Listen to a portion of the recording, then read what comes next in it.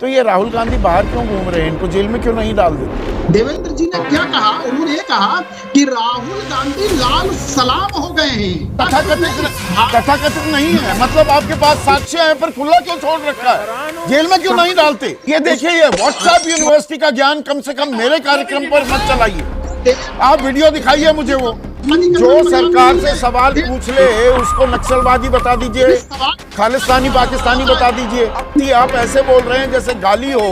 चीन के बारे में भी ऐसा ही बोल रहे हैं। शी जिनपिंग को झूला कौन झुला रहा था? और लाल रंग की किताब, हमारा संविधान का रंग लाल है, इसी पर तो सवाल खड़ा हो रहा है, इसी पर तो या नीला है। तो रामनाथ कोविंद जी भी गलत दे रहे थे, वो किताब भेंट कर रहे थे और गलत भेंट स्वीकार रहे थे गृह मंत्री अमित शाह। हमारा प्रजातंत्र सत्ता के रूप में शक्ति तो लोगों को दे सकता है लेकिन बुद्धि नहीं दे सकता।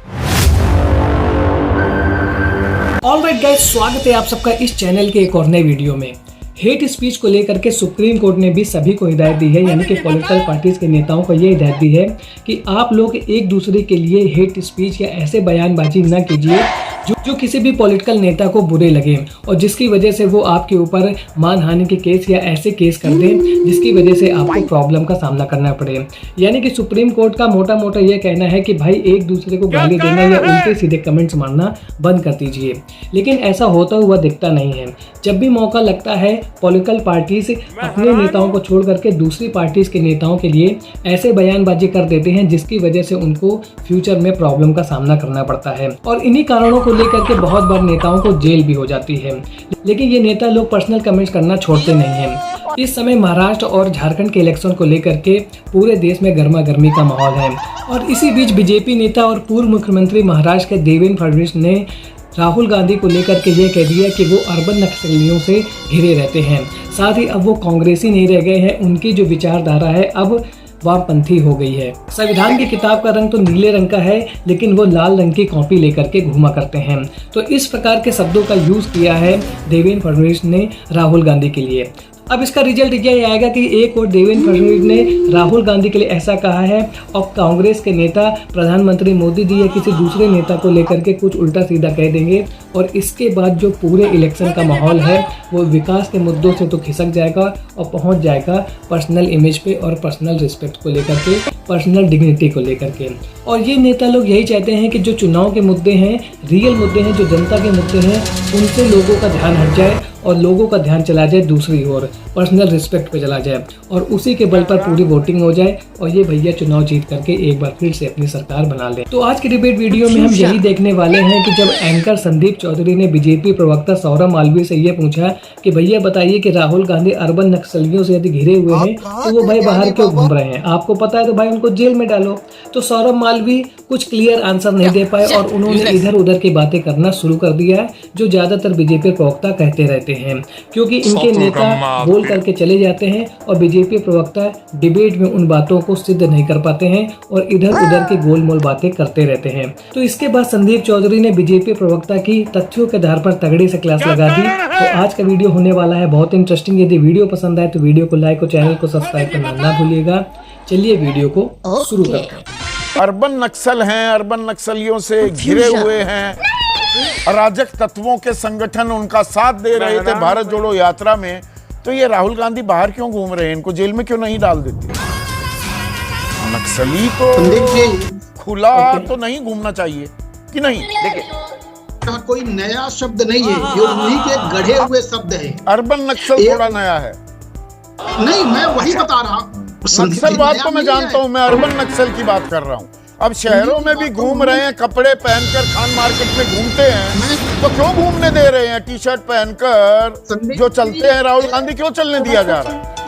एक दशक में चारू मजुमदार ने सिर्फ और सिर्फ अपने उस आंदोलन में कम्युनिस्टों से प्रभावित होकर, चीन से प्रेरित होकर उन्होंने दार्जिलिंग के उस गांव नक्सलवाड़ी गांव से निकाल के दिया था। एक बात। दूसरी बात, आज जो देवेंद्र फडणवीस का बयान का जिसका जिक्र आप कर रहे हैं, देवेंद्र जी ने बहुत सही बात कही है। देवेंद्र जी ने क्या कहा? उन्होंने कहा कि राहुल गांधी लाल सलाम हो गए हैं। वो प्रतिपक्ष के नेता हैं, सदन में बैठते हैं, लोकतंत्र के मंदिर में बैठते करते हैं और सोच उनकी देखिए, भारत बोध उनके भीतर नहीं है, भारत की समझ के लिए उनके साथ वो भाव नहीं है। अरे भाई अरबन नक्सल हैं, उनसे घिरे हुए हैं, अराजक तत्वों को अपने साथ तथाकथित भारत जोड़ो यात्रा पे निकलते हैं तो जेल में होने चाहिए ना। मेरा मूल सवाल ये है। तथाकथित नहीं, तथाकथित नहीं। अच्छा तथाकथित नहीं है, मतलब आपके पास साक्ष्य हैं पर खुला क्यों छोड़ रखा है?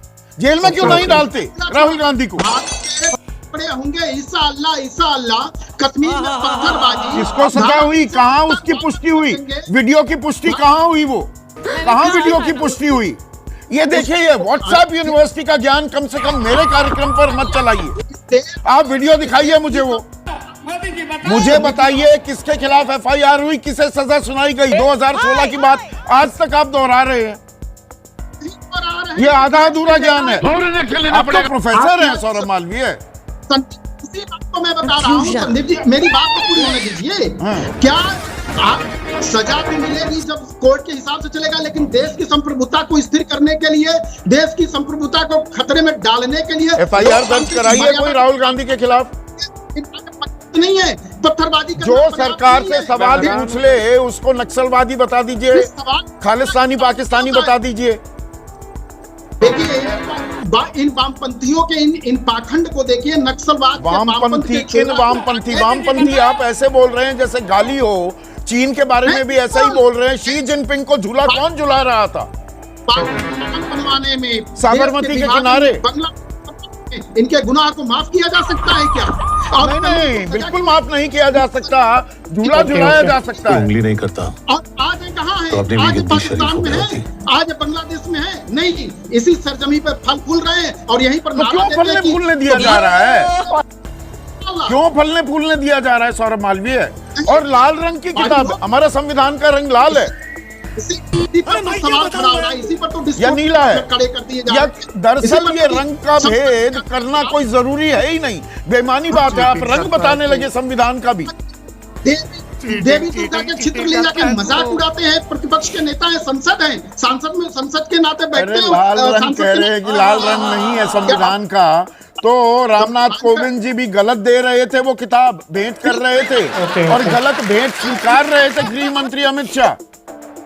संदीप जी, देवेंद्र जी यह कह रहे हैं कि इनके भीतर लाल सलाम है, भारत बोध नहीं है, वो संविधान नहीं बता रहे हैं, वह इनके भीतर की उस आत्मा को बता रहे हैं। भाई साफ कहा है, हमारे संविधान का रंग नीला है। तो नीला है, उसे स्वीकार करते हैं, मानते हैं। हाँ नीला, किसने बताया? किसने बताया? संविधान की कॉपी के कवर को लेकर कोई नियम ही नहीं है। जानकारी दुरुस्त कर लीजिए। दौड़ना तो पड़ता है सौरभ भाई।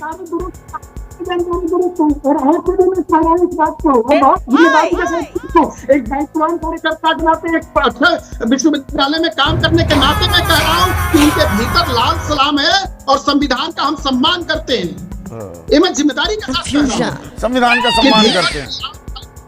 संविधान को तो मानते ही नहीं थे। आज भी सेकुलर शब्द को लेकर ये तो बाद में घुसा दिया जी, ये संविधान, ये कौन सा संविधान है, ये तो मूल रूप था ही नहीं। संविधान को कहाँ माना आपने? माना था आरएसएस ने। इस संघ सबसे इस देश में लोकतांत्रिक व्यवस्था में सबसे ज्यादा लोकतंत्र पर विश्वास करने वाला, लोकतंत्र को मानने वाला सिर्फ कोई संगठन है तो भारतीय जनता पार्टी, जो सेवा के लिए काम करती है और संविधान के अनुरूप काम करती है। और सरदार पटेल और गोलवलकर के बीच पत्राचार की सारी किताबें और वो सारे खत जो हैं, अभी यहाँ पर स्क्रीन पर दिखाऊं।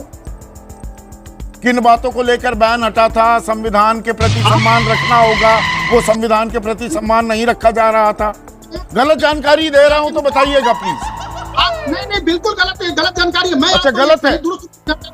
सरदार पटेल ने स्वयं, पंडित नेहरू ने स्वयं कहा कि देश की आजादी में और इस देश की रक्षा और सुरक्षा के लिए कहा पत्राचार हुआ था कि नहीं?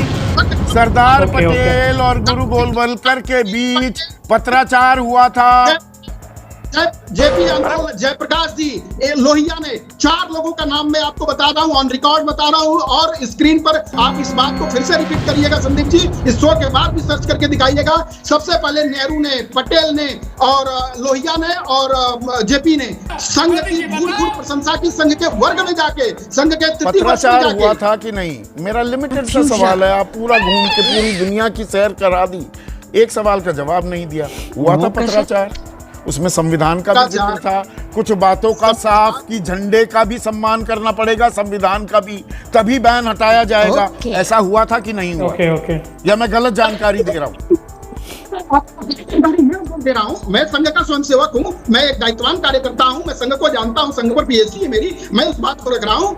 मैं गलत जानकारी नहीं दे रहा ना, मैं सही जानकारी दे रहा हूँ। मैं गलत दे रहा हूँ क्या? ये बताइए ना। मैं आपसे, अरे मैं कोई जानकारी साझा कर रहा हूँ, नेशनल मीडिया है, बड़ा प्लेटफॉर्म है, गलत जानकारी तो नहीं दे रहा, बता दीजिए। गलत दे रहा हूँ तो मैं भूल सुधार करने को तैयार हूँ। मैं संघ का एक जिम्मेदार कार्यकर्ता हूँ, इसलिए मैं आपको इस जिम्मेदारी के साथ कह रहा हूँ। मैं गलत कह रहा हूँ क्या?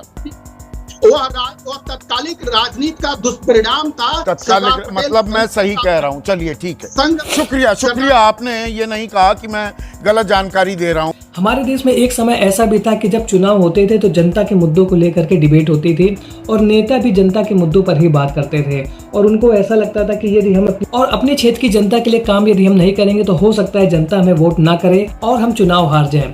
लेकिन आजकल चुनाव का जो परिप्रेक्ष्य है वो पूर्ण रूप से चेंज हो चुका है। जनता की बातों को एक साइड में रख लिया गया है और पॉलिटिकल पार्टीज एक दूसरे के ऊपर आरोप प्रत्यारोप लगा करके जनता को भटका के रखना चाहती हैं और चुनाव को जीतना चाहती हैं। अब ये हमें आने वाले समय में पता चलेगा कि झारखंड और महाराष्ट्र का इलेक्शन कौन सी पॉलिटिकल पार्टी जीतेगी। आपका इस विषय में क्या कहना है कमेंट सेक्शन में जरूर बताएं। मिलता हूँ ऐसे एक और नए इंटरेस्टिंग वीडियो में, तब तक के लिए थैंक्स फॉर वॉचिंग।